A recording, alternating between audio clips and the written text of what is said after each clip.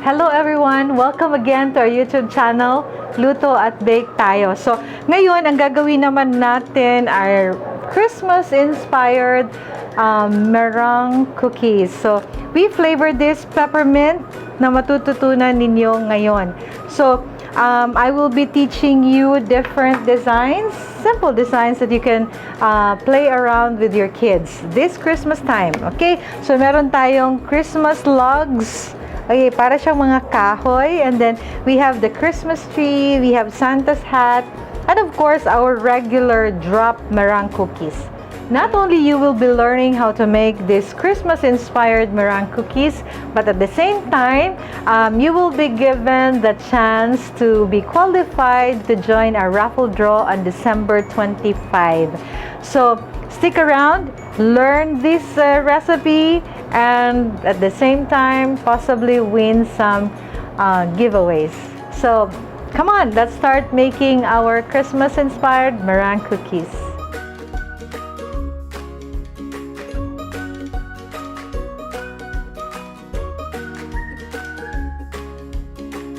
And we have our ingredients. The 3 egg whites that weighs around 40 grams each, so a total of around 120 grams. We also have 150 grams of granulated sugar, 1/4 teaspoon of our cream of tartar, and a pinch of salt. So those are the only ingredients you will be needing to make your Christmas meringue cookies. And we will be needing the following tools to come up with our meringue wafer. So, meron tayong different kinds of mixing bowls. We have rubber spatulas. We have assorted piping tips, which we will be describing later on and giving you tips on the numbers.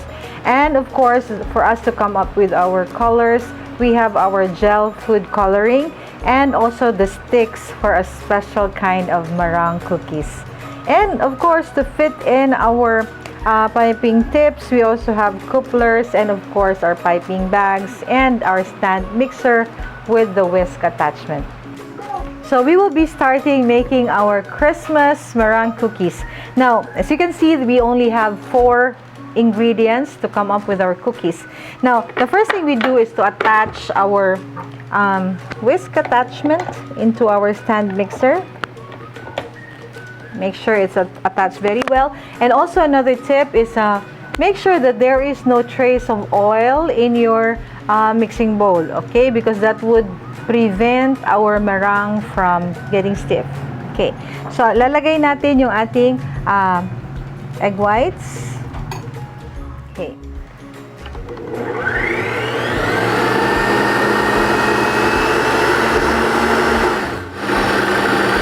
Okay, once your egg whites started to get frothy, that's the time I put in my cream of tartar. So I just top it and a pinch of salt later on. So stop ko lang siya kasi masyadong konti yung mixture ko, no? There. Ayan. What's the purpose of putting cream of tartar? This is to stabilize our egg whites, especially kung hindi tayo sigurado na 100% sure na talagang bago siya. Okay? Just to stabilize it. There. Yung sugar naman natin, it has to be added, pwedeng little by little, o di kaya pwede mo naman siyang i-divide into thirds. Okay? So, 3 beses o 3 parts mo siya ihuhulog. And I can put in a pinch of salt just for added flavor.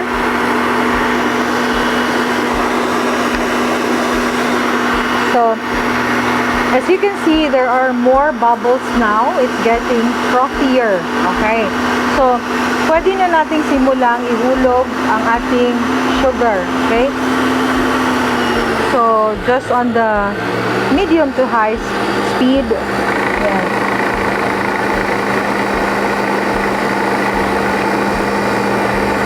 There. So, bibigyan lang natin ng time na mag-mix siya together with the egg whites para maganda ang pagko-combine. And then, there's the second third, not a half, the second third.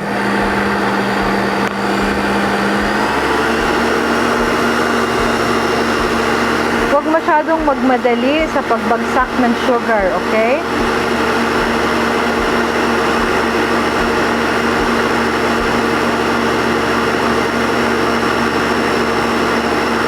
And this will be the last part of our sugar. Ibibit natin siya until mag-stiff yung ating meringue, and I'll show you later on how it looks like when it is stiff.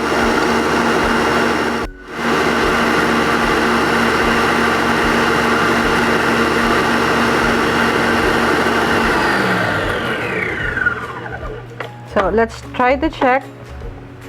Okay. Ayan. Yan ang ating meringue. Kinakailangan hindi siya hindi siya dry, glossy pa din siya, but it has its stiff peak already, no? So, medyo nag-bend pa siya, so ibibit pa natin ng konti. Yan, medyo nag-bend pa siya ng konti. Okay, just a little more. Now, ang beating time, depending on the speed of your mixer. May mga mixers kasi na mahina lang ang beating niya, so medyo matagal ma-achieve.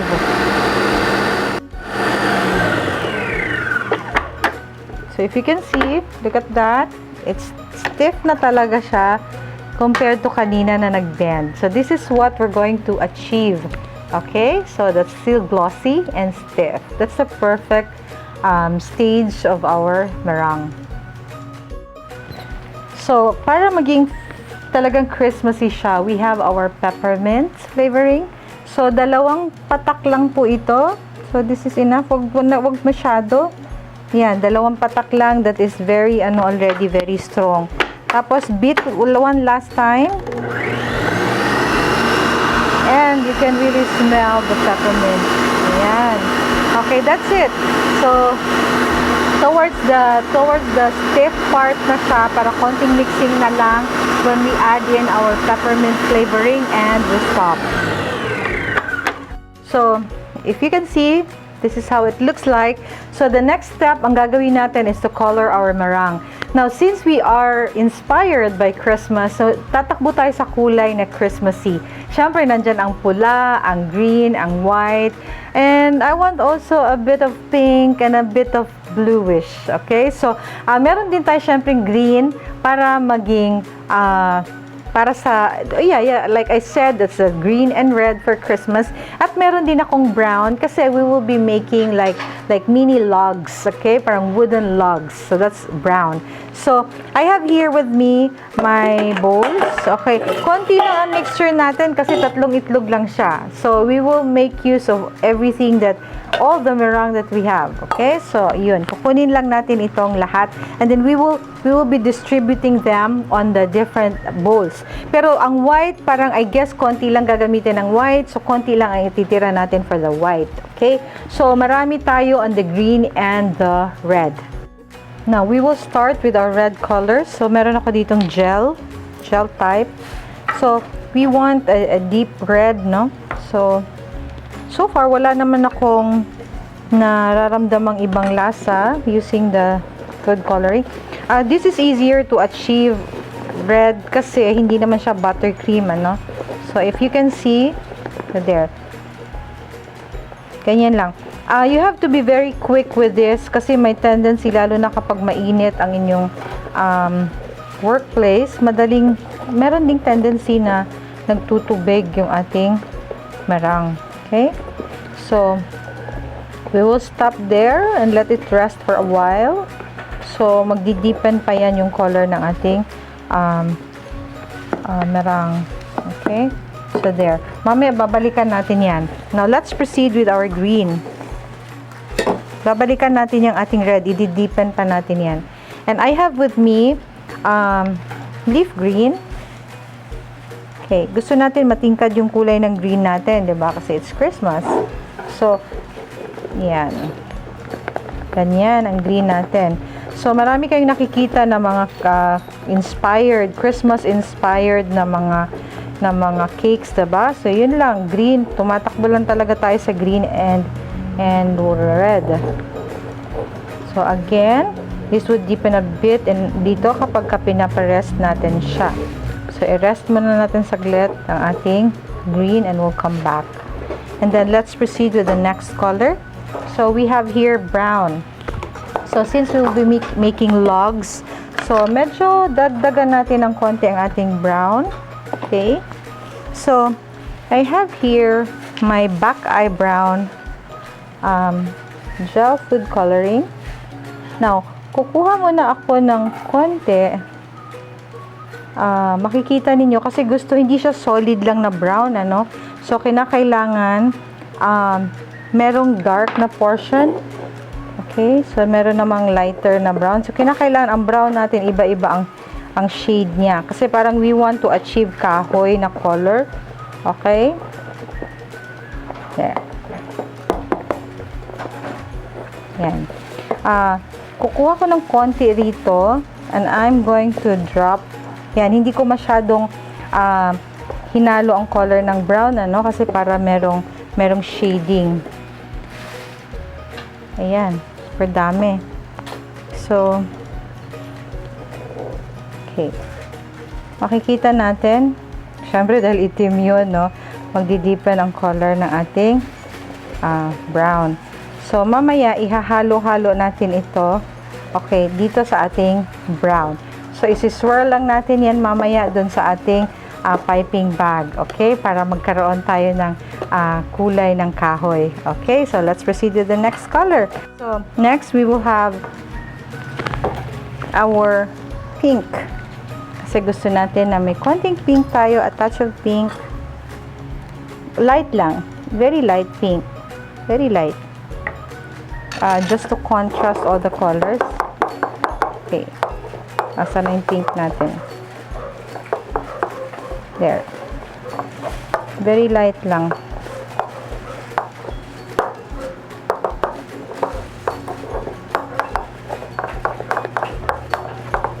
It's like parang baby pink lang siya.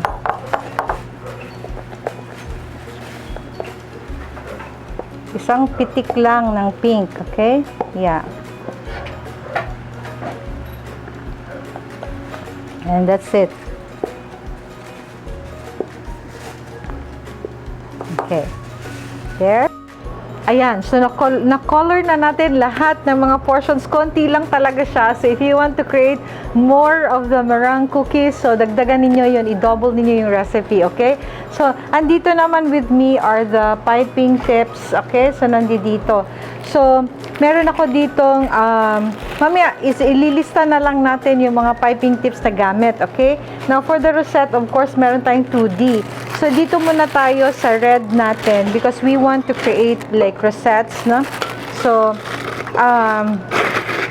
yan. Meron akong baso para mas madali, hindi messy. Okay? So, we will put our red over here. Okay. So, gagawa tayo ng wreath. So, later on, pag natapos natin ito, I will show you the stencil or the patterns that I have na pwede ninyong gayahin. And I'll show you how to do it. Okay, so, lagay natin siya dito. And, it's just very easy. Hindi siya messy. Okay? So, ganyan lang. And then, you do the same for the rest of the colors with specific piping tips. Ayan. So, na-finish na natin mag-color. Ayan na ang mga iba-ibang kulay natin. Naka-ready na siya on certain piping tips. Now, this is just a technique which I have learned or through practice. Okay? So, meron akong ginawang parang stencil. So, there. Gumawa ako ng bilog. So, any circle, any round na pattern, halimbawa, takip ng bote, o di kaya puwet ng baso. Okay, so ilagay mo lang dyan, and then make a circle out of that. This is for the wreath, okay? So, meron din akong ginawa dito na parang lines lang, that's my guide for the log, okay? Tapos ito namang isa, gagawa tayo ng parang Christmas tree. Okay, na green, of course. So, the rest are just open for free piping. Tapos, mag-i-enjoy lang tayong gawin ang ating meringue cookies. Okay, so let's start piping the first thing that we will do is our wreath. Okay, so let's do it. So, kailangan yung patterns natin visible kapag nilagay na natin yung ating silicone mats. Ayan, guide lang naman siya eh. So, there's no rule about this. It's just a guide. So, yun. So, we will start piping here. Yeah. That, no? Let's alternate it with your red.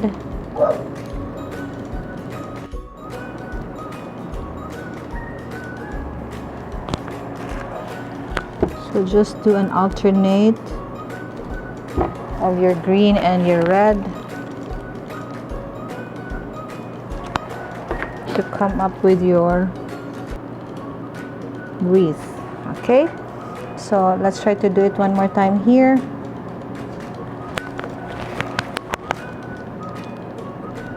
So kung gusto mong mas maliit ang iyong wreath, then make a smaller guide na kailangan mag-touch sila para magdikit sila when it's baking. Okay, so this is just an example of our wreath, and then you can put whites over here just to make a contrast.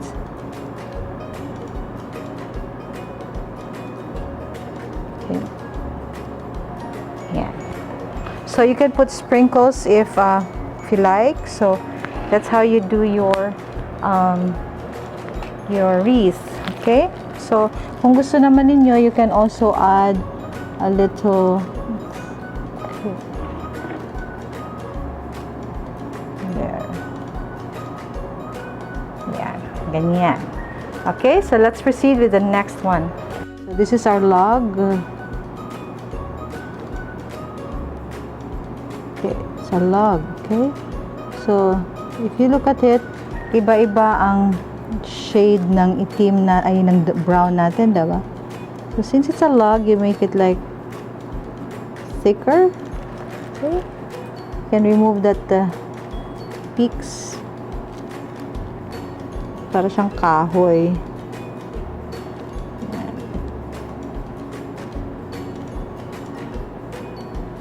Okay, there you go. Pwede naman kayong gumawa ng logs na maliliit. Okay. So the good thing about making this is, alam mo, maliit lang.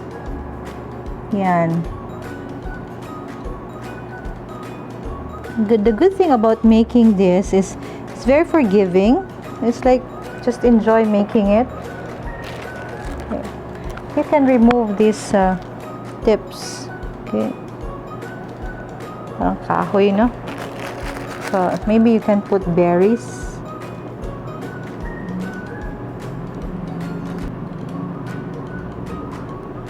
Kahit saan dyan, kunyari may mga berries.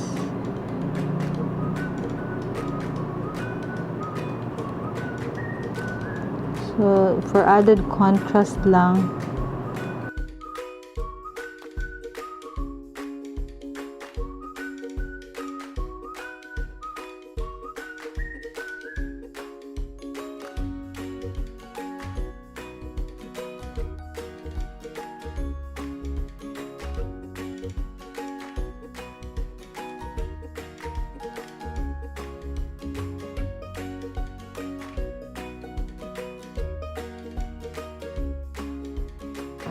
Okay, so a little bit of probably here, hindi naman lahat.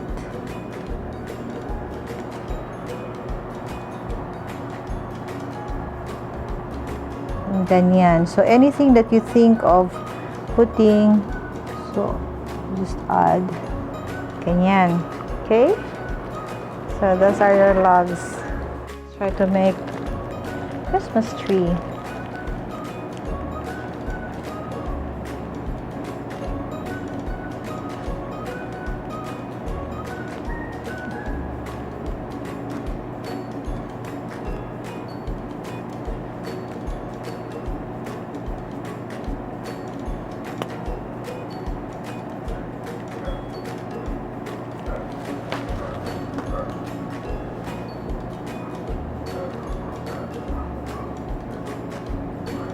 So just follow the ano na lang, the shape of your pattern.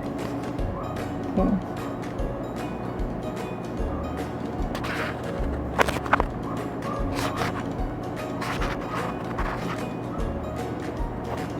remove that if you like. You can add if may mga butas doon, you can just add a bit. Okay? So, you have your Christmas tree. So, titignan naman natin kung babalik ta rin naman natin. Okay?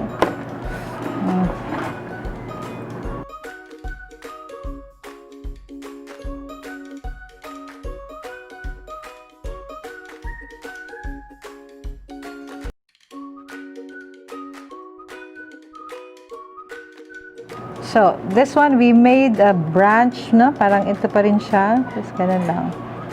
Okay. And that's it. Okay. So, pwede rin natin siyang lagyan ng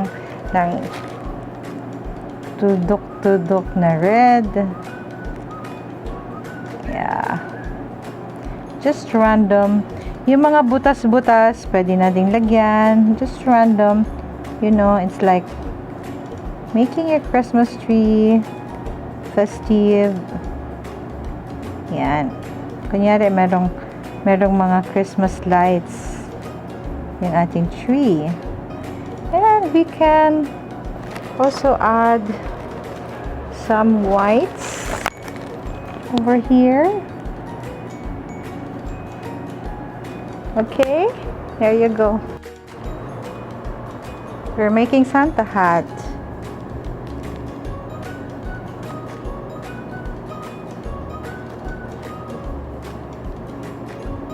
Yan. Tapos, we have here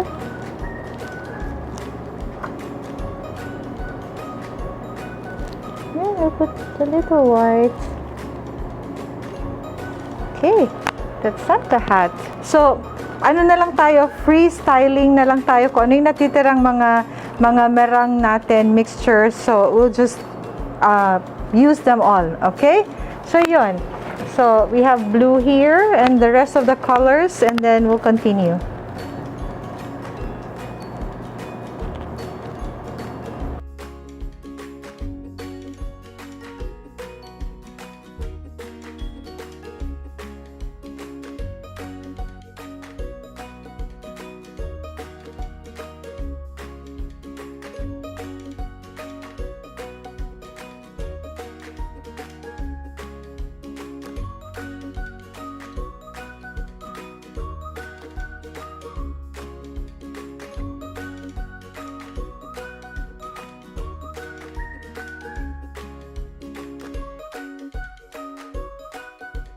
Drops.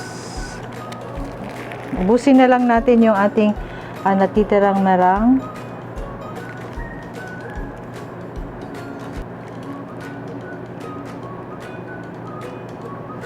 Okay. So, na-pipe na natin lahat. So, ito na yon, mga simple designs that you can probably be inspired to make. So, ito yon. Ayan. So, the colors are so Christmassy. So, nasa sa inyo na yon how to go about with the design. Just enjoy doing this one. So, ito naman yung mga tira-tira natin na mga merang na hindi na natin na-pipe. So, you just make some the kisses, diba? Yung mga drops. Ayun. So, merang drops. So, bago natin i-bake ito, before doing all these, we have preheated our oven to 200 degrees Fahrenheit. Okay, so kinakailan preheated siya, mababa ang temperature natin. Kasi our aim is to cook our meringue and to dry them. So, kasi 'di ba, when you eat your meringue, it is crunchy and it melts in your mouth. So, yun ang dapat na ma-achieve natin with our meringue cookies. Now, kahit may mga design siya, so the same pa rin dapat ang ma-achieve natin. Once it's cooked and it's fully baked pala, it should be very dry, and when you eat it, it's really crunchy. Okay? It's crisp. So, ang gagawin natin, naka-preheat na yung oven namin kanina pa. So, ipapasok namin ito sa oven at 200 degrees Fahrenheit for about an hour. So, depende pa din yung tagal ng pagbe-bake natin sa kapal ng meringue ninyo. Kung sobrang kapal ang ginawa nyo, like nag-wreath kayo na sobrang dami ng patong ng inyong mga flowers or the rosettes, magiging matagal ang baking nun. Now, how would you know that baking time is done? So, mamaya, we will talk about that. Ipapop muna namin to sa oven because it would take us an hour to bake this. Then, after 1 hour, papatayin natin yung apoy ng oven natin. And then, bubuksan natin ng bahagya. Lalagyan natin ng kalso, okay? Para ajar or naka-open ng konti yung oven natin. Patay ang apoy and it stays for another hour para completely hanggang sa ilalim matutuyo yung ating cookies. Okay, so we will come back after baking all our meringue cookies and we will show you the output. Okay, so you can see in front of me, these are the gifts and more. Okay, meron pa tayong darating na ibang gifts that we will be raffling off on December 25 at 7 o'clock in the evening. Save the date, okay? So, paano ma-qualify for the raffle? Hindi po lahat qualified, not unless you do all these things that we will be talking about. So, here are the mechanics. Unang-una, you have to subscribe to our YouTube channel, Luto at Bake Tayo. And then, you screenshot as a proof of your subscription, okay? Then, like this video. Comment below your Facebook name and the recipes that you want us featured next time.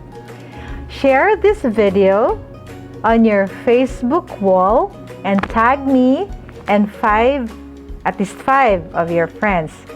And a link of this video will be posted in my Facebook wall, and you comment there, done, with the screenshot as proof of your subscription.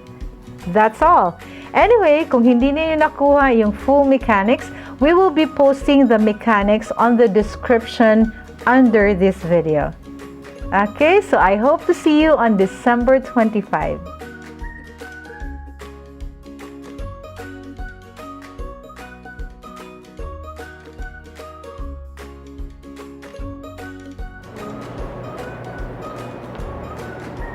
So, slowly peel it off. Yan. See? It's there. Then we transfer it. And we peel this off slowly. This is the best thing kapag silicone mat ang gamit natin. So, very smooth siya. Tapos, very easy to remove. Okay? So, there. So, we will remove the rest. So, just peel it off slowly, okay, so as not to break our wreath. And there you go. Yeah, so very easy. Ayun, tanggal. And our logs. Yeah. So we have here our very simple and Christmas-inspired peppermint Christmas meringue cookies. Okay, so ayan, nakita natin ang ating wreath. We have the Christmas logs, the Christmas tree, Santa's hat, and the regular meringue drop cookies. Okay, to store your meringue cookies, kinakailangan nasa airtight container siya. Kung meron kayong mga cookie jars such as this one, mas maganda siyang paglagyan kasi hindi lalambot yung ating cookies. Now, if you're going to just put this on top of your table for just a few minutes, you will notice maglalagkit na siya at didikit sa fingers ninyo. So, to avoid that, right after cooling it down, just right after baking, cool down lang siya saglit, then start putting them inside your cookie jar para it would retain its crunchiness and freshness. Ayun. So, I hope you had fun. So, don't forget to subscribe if you haven't yet. Like and comment in this video. So, thank you so much for watching and see you again in our next video.